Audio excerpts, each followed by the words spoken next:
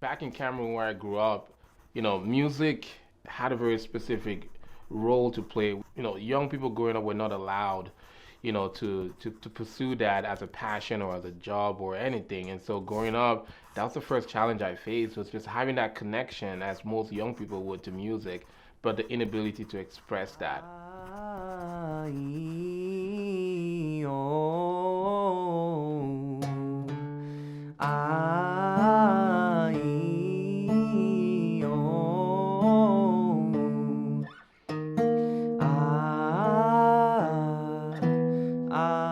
When I first started, I'd been writing a lot of pop songs and really getting into my songwriting, but I just didn't always find the same value, or like it just didn't speak to me as much. I wasn't as motivated to keep writing songs, and yeah, and it felt kind of singular focus, and it took away from my other aspects of my life. It's not open, you know what I mean? Yeah. I think it's pretty close though. Do what? Like take it higher? Yeah, you didn't take like the second line. Oh, you don't have to go all the way up. Oh yeah, like okay. I mean, what I did, I kind of like went down a little bit. Yeah. I push it to where I'm like almost comfortable, and then I pull it down a half step. There's always this feeling that it like higher's better. Yeah. It's better until you like can't hit it. And it's not worth it. People always trying to push it. You guys want? Oh no.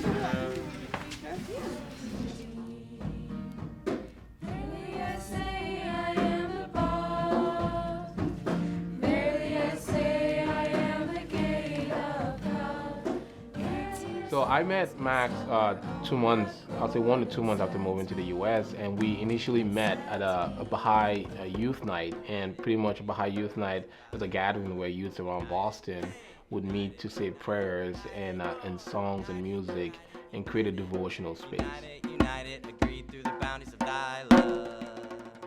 So I wrote the song back in Cameroon. We were at a 19-day fest and we were saying prayers, and I could feel and hear this word that came to mind based on the prayers that were being said in the room. But what was missing was the inability to put the song into music. And as I said, back in Cameroon, I had no musical or instrumental talent. Right, Max? Life in the Max and Shogi. We baking.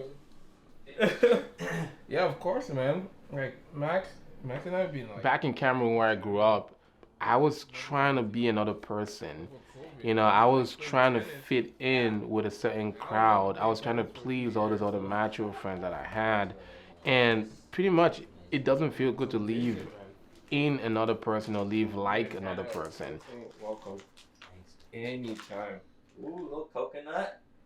That toxic masculinity aspect of the culture, singing as a guy really like was a little weird and not welcomed by the how do you call it, the macho friends I had. And so I suppressed that as a kid for the most part of my life, because I was like, you know what, it's not culturally open to do music. But I always had that desire. I always sang in the shower, I always sang behind the curtains and all that stuff.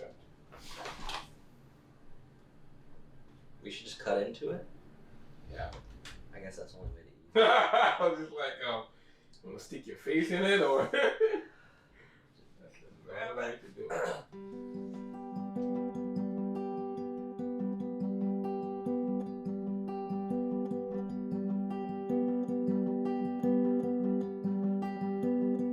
I was first introduced to music, honestly, through my dad. He's a musician. He's been a music teacher for most of his life, and he's a drummer. Like growing up, for example, we did Sunday school at the Boston Baha'i Center, and my dad and a few other musicians from Berkeley would play the band, and someone would sing, and I had like a hi-hat and a snare drum, and I would just keep time. And so from a young age, I was kind of playing with these professional musicians, and it was sometimes a little stressful. I was like 8 years old, and I would like lose track of things, and I'd have all these Berkeley musicians turn to me and like snap when I should be hitting the snare drum, and I'm like, okay. But it taught me really good time, and it was an amazing experience. So growing up, I kind of had this foundation of, I think rhythm's really at the heart of really all music.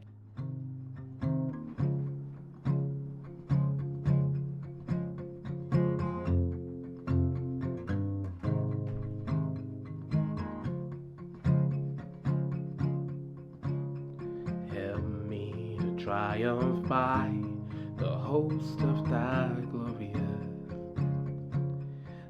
I've had this deep, connection with the guitar, but never learned how to play, and I didn't have access to one growing up. Help me to try. When I finally got that first guitar, I couldn't stop playing. Another Baha'i friend pretty much told me to learn the guitar, all you need to do is to physically touch a guitar every single day. And pretty much what happened was, when I physically touched my guitar every day, I couldn't drop it down. And that was the lesson. You pick up a guitar, and if you truly feel connected to it, and if you truly are inspired to put whatever is in your head into paper or on the guitar, you wouldn't just stop playing. And I found myself picking up my guitar every day and playing for like an hour. Help me to triumph by the host of thy glorious. Thy glorious kingdom shall upon me, thy confirmation. Alone can change a night into an echo.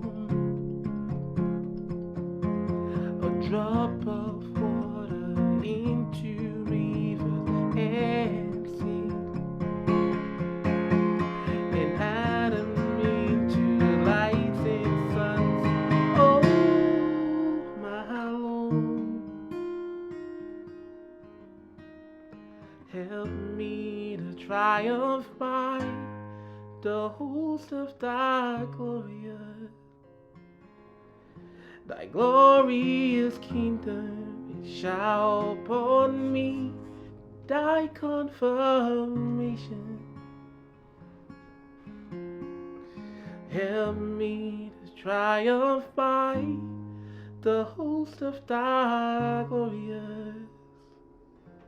Thy glorious kingdom it shall upon me, thy confirmation.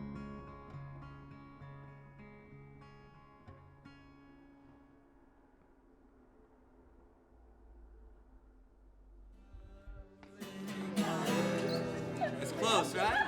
Very close. I thought it was like this, where you go like this. Everybody got good quiet. In the past, when I was writing more pop songs, it would just become like, oh, it has to be perfect, or it's not good enough, or it's not going to get sold, it's not going to make the radio. Up there. Oh, shit. Writing devotional music put music in perspective for me and helped me have more of a humility about my own process, taking out some of the ego that's maybe involved with kind of more typical, commercial writing. But at the end of the day, that's not the end-all, be-all. It's like the people that make music possible, that make, these relationships interesting.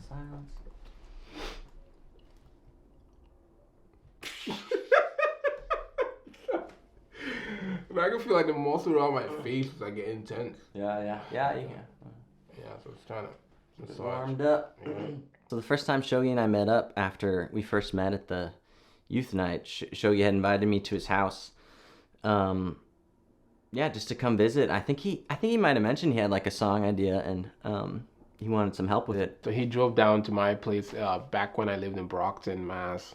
And we shared some Cameroonian food initially before we started singing, which looking back was a terrible idea because there's so much grease in it. It wasn't good for our voices, but it is what it is. And so we sat down on the couch, and I had the melody, I had the words, I could feel it in my mind, but I couldn't express it.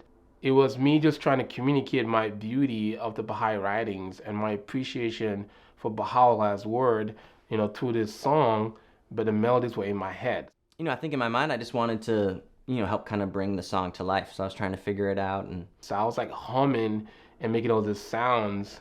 It's just silly thinking about it now and funny. Making all these sounds, and Max was able to take those sounds and make chords out of them. Dum, dum, Right. dum, dum. Yeah, I Then was you like- it's like, oh yeah, I was like that's trying it. to figure out what key it was Yeah, in. yeah, yeah. Then you started doing a weird strumming pattern. I was like, You're like, nope. then you pretty much caught on pretty quick. You got it, and I think that the challenging part was getting the exact peak in. Like he was sharing, I think like a West African kind of rhythm that was like hard for me to learn at first because I'm just not used to it. So, but once we got it, it was just fun to like have him be like, yeah, that's it.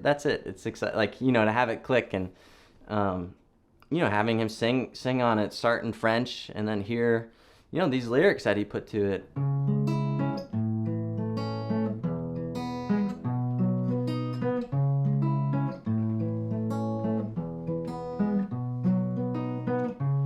L'excellence est mon but, longue est la route vers le but.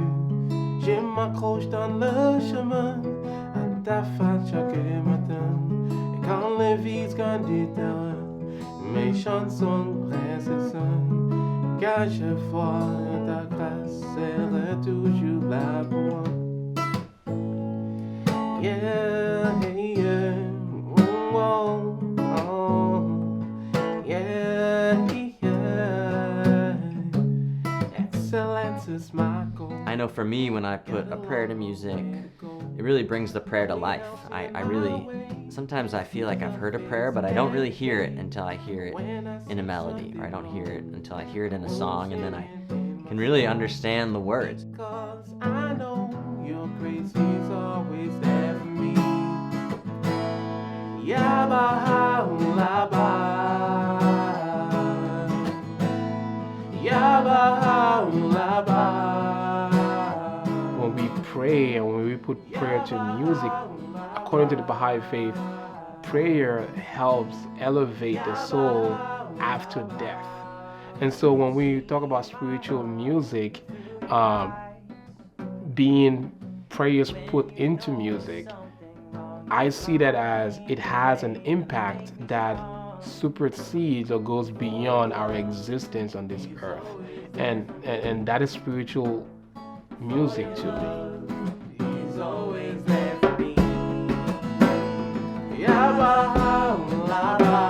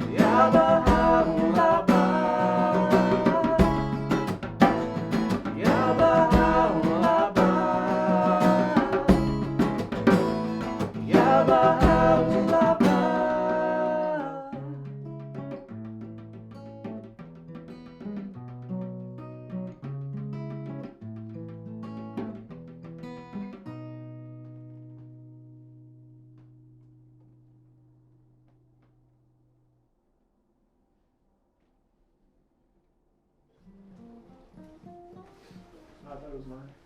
You keep going. What's CH for? Oh, chorus, yeah. So,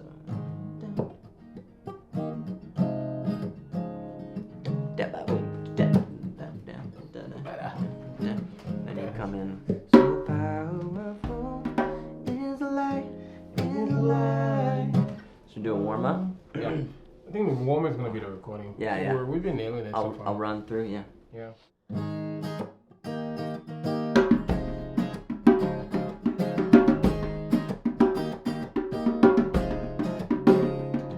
So powerful, he's the light, he's the light. I missed the harmony. Start again. All right. 1, 2, 3, 4.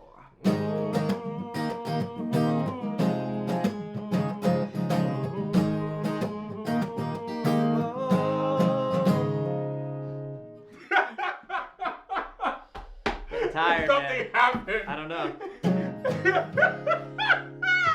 I could Kinda hear cool. it. I was like, what? Hey, that ain't right. That ain't right. All right. One more time. 1, 2, 3, 4.